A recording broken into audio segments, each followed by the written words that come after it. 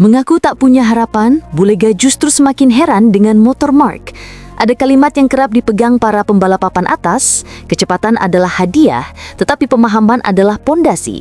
Kalimat sederhana itu menggambarkan dengan tepat perjalanan Nicolo Bulega di seri penutup musim di Valencia, sebuah akhir pekan yang tidak menawarkan harapan besar, namun menyediakan ruang luas bagi proses belajar yang kadang melelahkan, membingungkan, tetapi sangat berharga.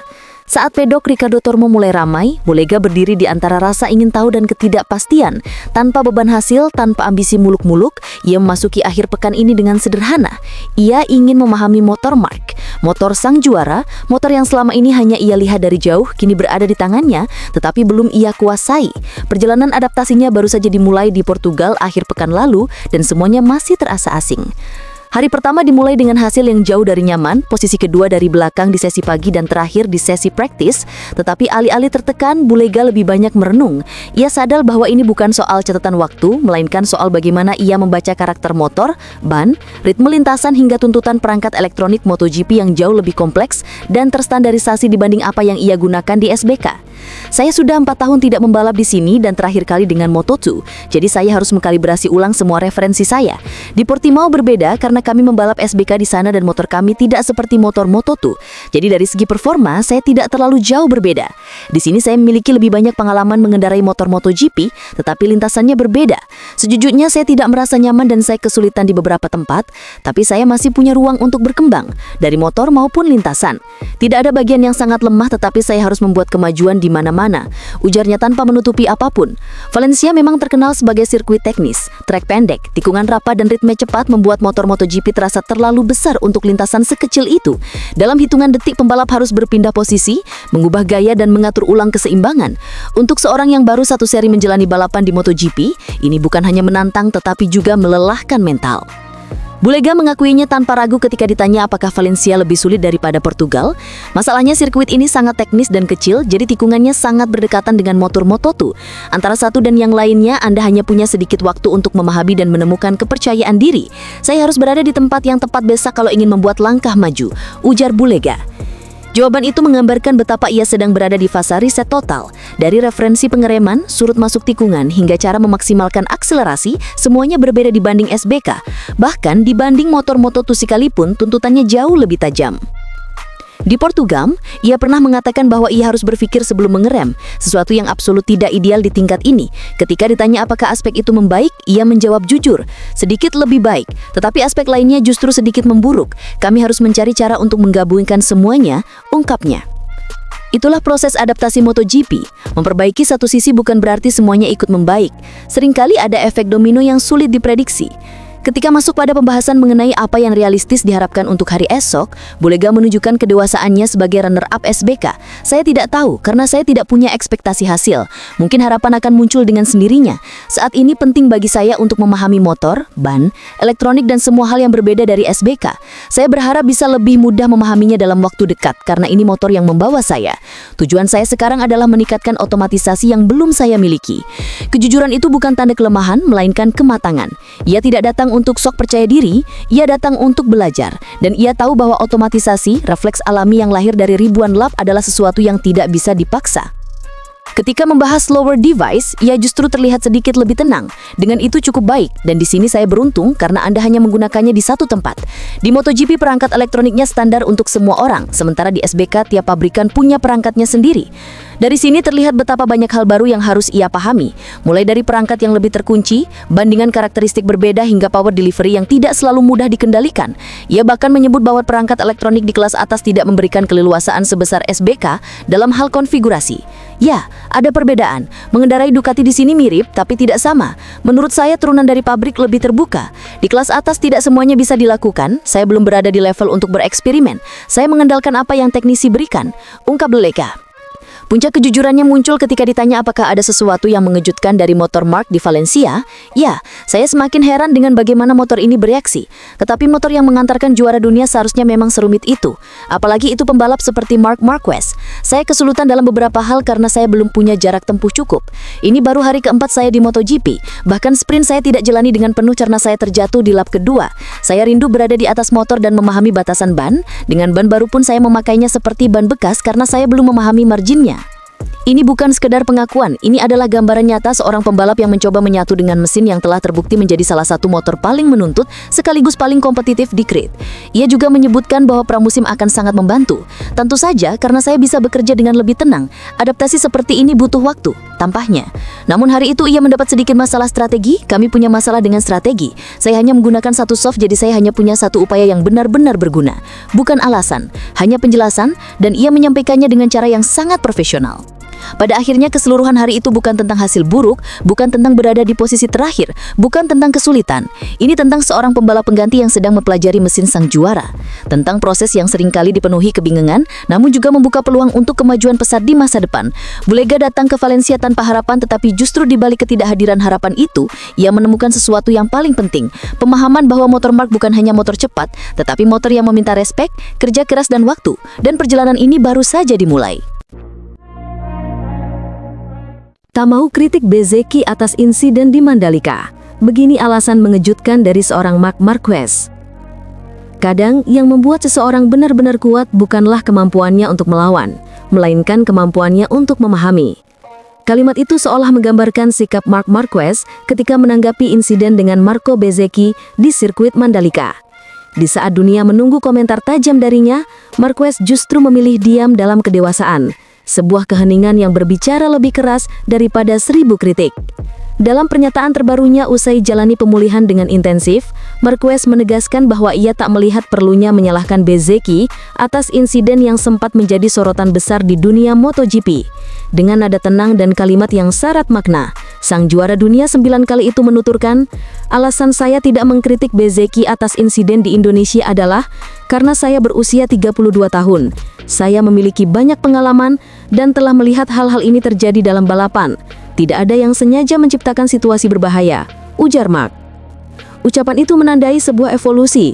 Dari sosok Marc Marquez muda yang dulu dikenal garang, spontan dan berani mengambil resiko di lintasan, kini berubah menjadi figur yang lebih matang, seorang pembalap yang tak lagi bereaksi dengan emosi, tetapi dengan kebijaksanaan yang lahir dari pengalaman panjang.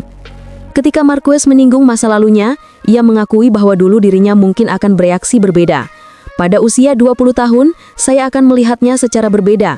Tetapi pada usia 32 tahun, saya adalah pengendara paling berpengalaman di MotoGP. Tidak ada gunanya mengkritik pengendara ketika dia melakukan kesalahan. Karena keesokan harinya, orang lain bisa melakukan kesalahan yang sama dan membayar harganya.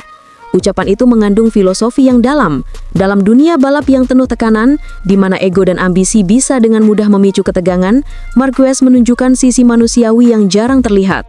Ia tahu bahwa setiap pembalap, tak peduli seberapa hebatnya, tetaplah manusia yang bisa berbuat salah. Dan dalam kesalahan itu, terkadang ada pelajaran yang jauh lebih berharga daripada kemenangan itu sendiri.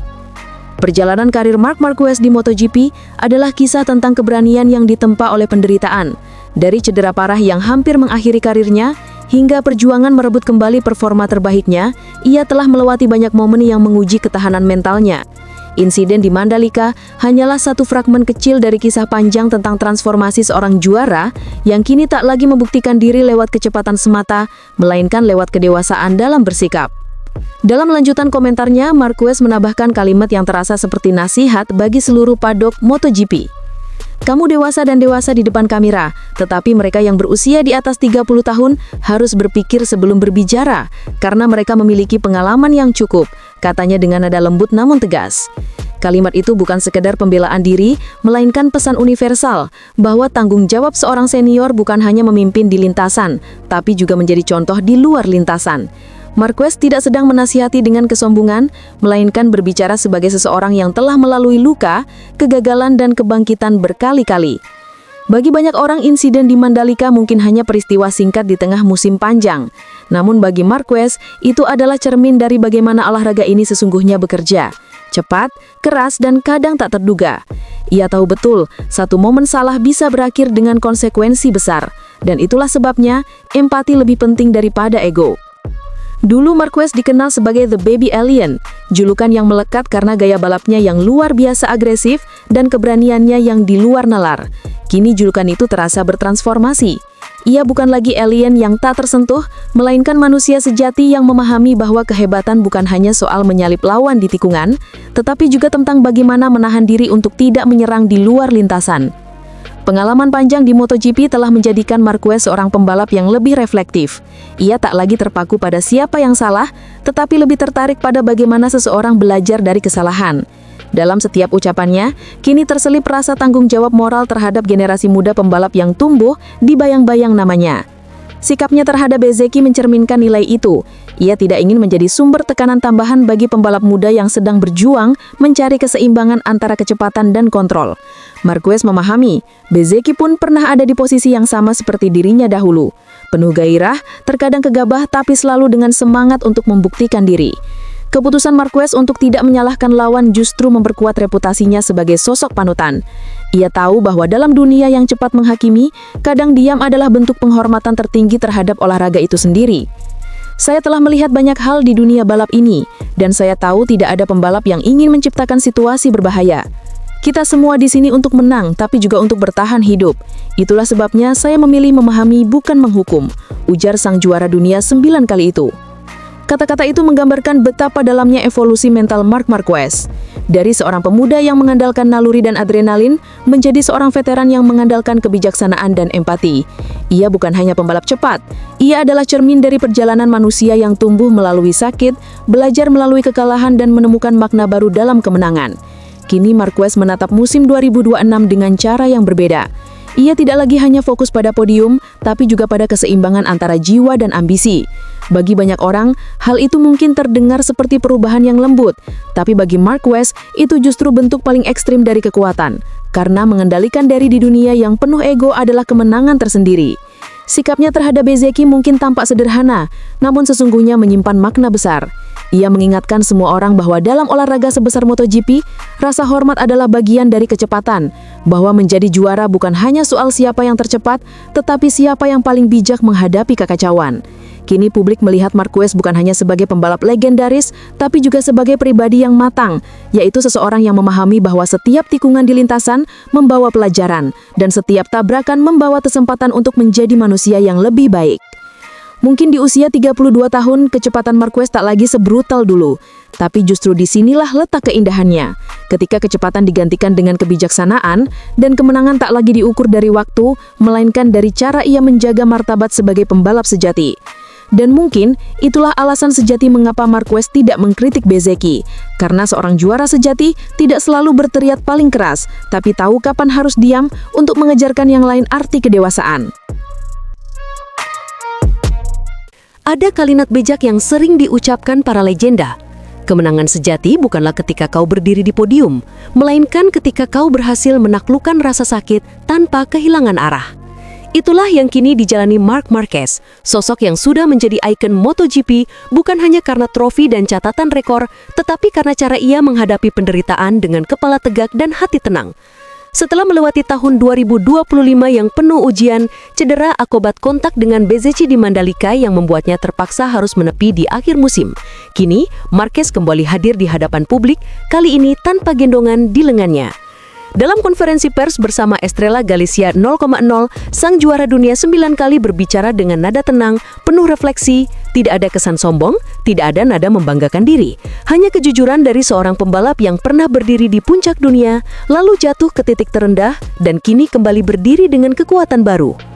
Saya tidak bosan, saya tidak punya waktu untuk bosan, ujar Marc membuka pembicaraan dengan senyum kecil yang nyaris menutupi kelelahan panjang yang ia simpan. Belakangan ini kami hanya berusaha memperlambat ritme, fokus pada pemulihan. Dokter sudah memperbolehkan saya bergerak tanpa gendongan, dan kini saya bisa kembali melakukan hal-hal sederhana. Tahun 2025 memberi kami segalanya, termasuk gelar dunia yang akan selalu saya kenang, lanjut Marc. Namun gelar itu bukan datang dengan mudah. Di balik trofi emas dan senyum di podium, ada kisah tubuh yang terus menahan rasa sakit dan keputusan-keputusan sulit yang diambil di tengah ketidakpastian. Marquez tidak menutupi hal itu. Ia tahu di balik tepuk tangan penonton, hanya dirinya dan tim terdekat yang benar-benar memahami harga yang harus dibayar. Saya merasa ada yang salah, dan itu membebani saya. Itulah sebabnya saya ingin melupakannya. Dan syukurlah, karena saat itu di GP Indonesia, saya mengalami cedera yang benar-benar tidak adil, ujarnya. Mark berbicara bukan untuk mencari simpati, melainkan untuk memberi gambaran betapa tipisnya batas antara kemenangan dan kehancuran. Ia sempat berada di titik di mana rasa sakit mulai menenggelamkan semangatnya. Namun tekad yang mengakar dalam dirinya menolak untuk menyerah. Ia menegaskan bahwa gelar dunia itu bukan kebetulan, melainkan hasil dari keputusan-keputusan berani yang diambil di tengah penderitaan. Saya mengalami cedera tulang lengan atas, lalu saya membuat keputusan yang salah. Tapi saya belajar banyak. Gelar ini bukan hanya tentang kecepatan, tapi tentang tekad untuk tetap setia pada diri sendiri. Ya, keputusan itu egois, tapi terkadang ego dibutuhkan untuk bertahan. Yang penting, saya tidak kehilangan nilai-nilai yang saya pegang, lingkungan, tim, dan ambisi, ujarnya. Marcus juga mengungkapkan filosofi sederhana yang selama ini menuntunnya. Posisi kedua bukanlah tujuan. Saya akan senang, baiklah. Alex bisa saja mengambil gelar dari saya. Itu akan jadi hal besar untuk keluarga kami. Tapi saya akan selalu bertarung. Karena bagi saya, kegagalan bukanlah ketika kalah, melainkan ketika berhenti coba. Kami mencoba dan kami berhasil, ujarnya. Rivalitas antara dua bersaudara Marquez kini menjadi salah satu kisah paling menarik di dunia MotoGP modern. Hubungan darah tidak membuat lintasan jadi lebih lembut. Justru di sanalah keduanya membuktikan bahwa rasa hormat dan ambisi bisa berjalan beriringan. Marquez memandang Alex bukan hanya sebagai adik, tapi juga sebagai lawan tangguh yang memaksanya tetap tajam. Kami mungkin akan bertukar posisi nanti. Alex adalah rival utama saya. Dia punya motor pabrikan dan dia sudah membuktikan kemampuannya. Tapi jangan lupakan pembalap lain, karena semua sedang berkembang cepat. Ini akan jadi musim yang menarik. Tapi hubungan kami tidak akan berubah. Kami bekerja dengan mentalitas yang sama, ucapnya lugas. Marquez lalu berbicara tentang asal-usul dan makna tempat baginya. Di balik karier internasional yang gemerlap, ia tetap memegang erat akar keluarganya dan komunitas yang membentuknya. Asal tetap asal. Momen ini unik. Perayaan selalu terasa lebih nyata ketika dilakukan di tempat yang memberi kita identitas, ujarnya penuh makna. Keberaniannya untuk keluar dari zona nyaman juga menjadi bagian penting dari perjalanan ini. Keputusan untuk meninggalkan tim besar dan bergabung dengan Gresini Racing adalah taruhan besar dalam karirnya. Banyak yang menganggap langkah itu terlalu beresiko, tapi Marquez tahu bahwa perubahan adalah bagian dari evolusi. Meninggalkan zona nyaman adalah keputusan tersulit dalam hidup saya.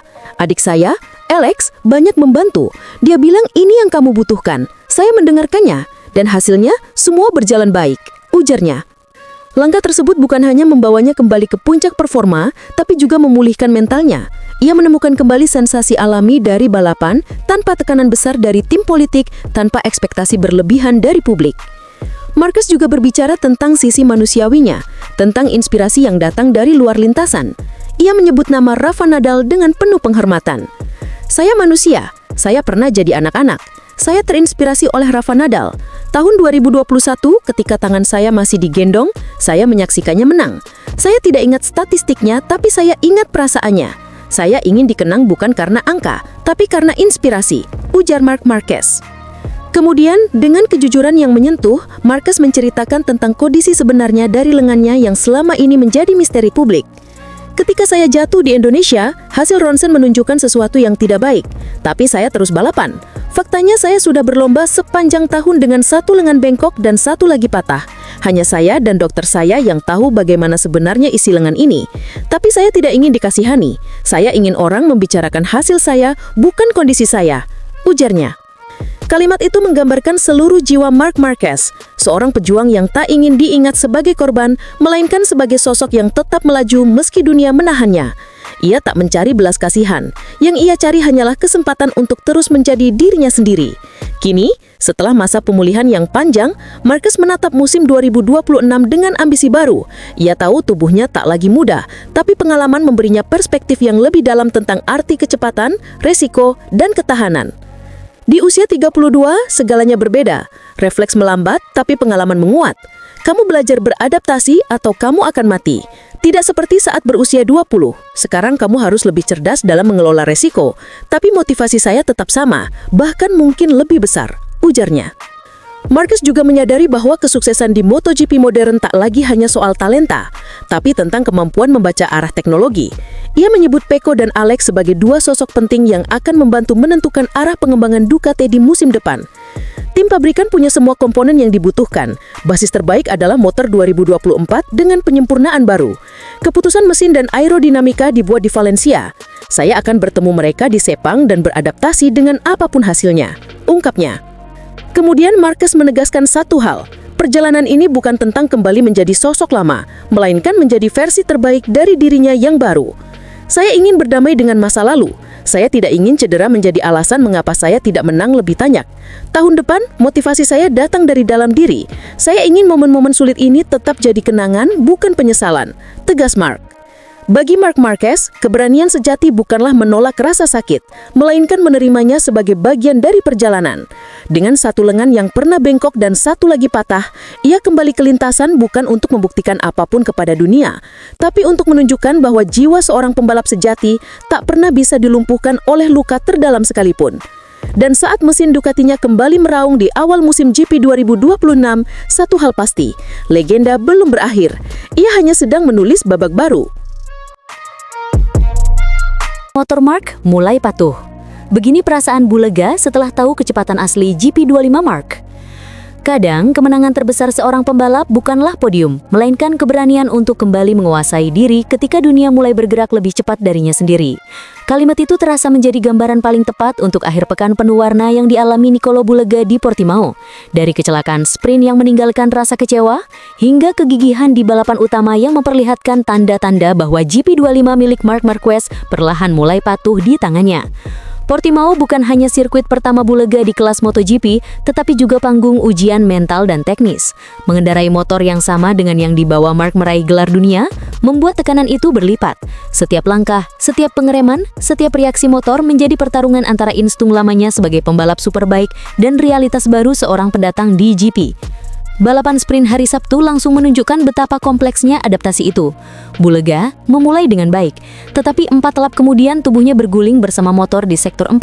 Sebuah kesalahan yang ia tidak tutupi dengan alasan apapun.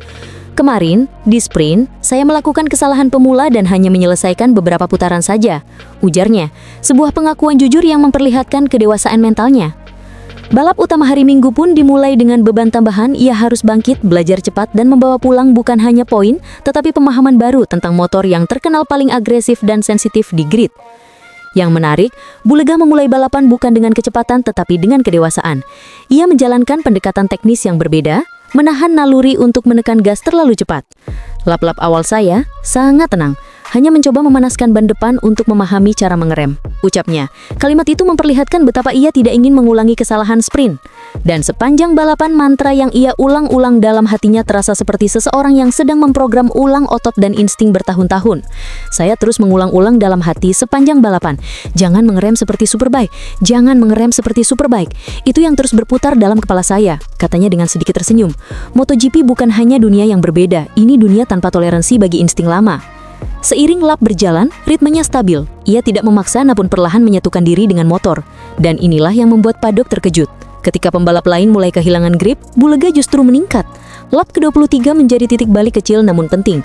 Waktu 1 menit 39,391 detik ia catatkan, salah satu lap tercepat di akhir balapan. Dan hanya 0,2 detik dari Fabio Diangantanoni, pembalap GP25 terbaik hari itu setelah Pecco crash. Momentum itu bahkan datang setelah ia sempat membuat kesalahan yang memakan waktu cukup besar. Saya membuat kesalahan yang membuat saya menghilangkan waktu 3-4 detik. Saya berhasil bangkit dan menangkap mereka lagi, tetapi sudah terlambat, jelasnya. Sebuah refleksi yang memperlihatkan bahwa meski hasil akhir tidak ideal, prosesnya mulai mengarah positif. Dan yang paling mencuri perhatian adalah komentar jujurnya mengenai performanya ketika ban sudah mulai habis. Putaran terbaik saya adalah 2 putaran terakhir ketika ban sudah habis, ungkap Bulega. Komentar itu bukan hanya tentang kecepatan, tetapi tentang adaptasi. Ketika motor dalam kondisi paling sulit, ia justru menemukan rasa percaya pada reaksi GP25, tahap yang bahkan pembalap berpengalaman pun tidak selalu menguasai dalam waktu singkat. Hasil akhirnya adalah posisi ke-15, 1 poin penting di klasmen. Namun angka itu bukan inti ceritanya. Yang jauh lebih penting adalah bahwa motor Marc Marquez yang selama ini dikenal sangat spesifik terhadap gaya Marc dan tidak mudah diterjemahkan oleh pembalap lain, mulai menunjukkan sinyal patuh di tangan pendatang baru. Tidak heran, di akhir balapan, Bulega berbicara dengan nada yang jauh lebih percaya diri dibanding sebelum start. Hari ini lebih baik, Ketika saya mampu memahami bagaimana motor ini bereaksi, saya mampu melaju sedikit lebih cepat dari hari Sabtu, katanya. Kalimat sederhana yang sebenarnya menyimpan makna dalam, bahwa ia merasa langkahnya semakin tepat. Ketika ditanya bagaimana rasanya mengendarai motor Mark dalam balapan sesungguhnya, ia mengungkapkan sebuah sisi yang tidak banyak pembalap mau akui ketika debut. Tentu rasanya berbeda. Ini adalah motor yang mengantarkan Mark juara dunia musim ini. Adrenalinnya benar sangat tinggi dan levelnya jelas sangat berbeda. Melihat Mark menungganginya terlihat sangat mudah, tapi faktanya tidak semudah itu. Anda harus benar-benar tahu bagaimana motor ini bereaksi, terutama di saat pengereman. Saya kagum dengan cara Mark mengendalikan motor ini, ujarnya dengan tersenyum. Ketulusan komentarnya langsung menjadi poin pembicaraan di paddock. Seorang runner-up WSBK yang sudah terbiasa motor dan ban berbeda, mengakui bahwa motor Mark bukan sekedar cepat, tetapi memiliki karakter unik yang sulit dipahami tanpa pengalaman mendalam. Kata-kata yang ia ucapkan menjadi tanda betapa besar rasa hormatnya terhadap kemampuan Marc Marquez mengendalikan Desmosedici GP25. Adaptasi Bulga juga menjadi evaluasi penting bagi Ducati. Dari data telemetri, teknik pengereman dan input gas Bulga memang berbeda total dari Marc. Namun keberhasilannya menemukan ritme di akhir lap menunjukkan ia mulai memahami batas aman motor. Dan bagi Ducati, itu berarti potensi pembalap ini lebih besar dari yang diperkirakan sebelum debut. Kini perhatian beralih ke Valencia. Bulga membawa satu hal yang tidak ia miliki sebelum Portimao, kepercayaan diri yang berbasis pada pengalaman nyata, bukan asumsi. Hal terpenting adalah menyelesaikan balapan dan membawa pengalaman ini ke Valencia. Dan secara keseluruhan, semuanya berjalan dengan baik, ucapnya menutup akhir pekan. Dan Valencia akan menjadi panggung paling sempurna untuk menguji apa yang ia pelajari. Dengan trek yang secara teknis lebih halus dibanding Portimao, ia akan memiliki kesempatan menunjukkan apakah GP25 benar-benar mulai patuh dan apakah ia sudah cukup memahami bahasa motor juara dunia itu untuk menampilkan kecepatan lebih stabil sejak lap pertama. Apapun hasilnya nanti, satu hal jelas, debut ini bukan tentang poin, melainkan tentang fondasi, dan Bulga telah menuliskan fondasi itu dengan cara yang membuat banyak mata mulai memandangnya bukan sekedar pembalap pengganti, melainkan calon pembalap GP masa depan yang serius.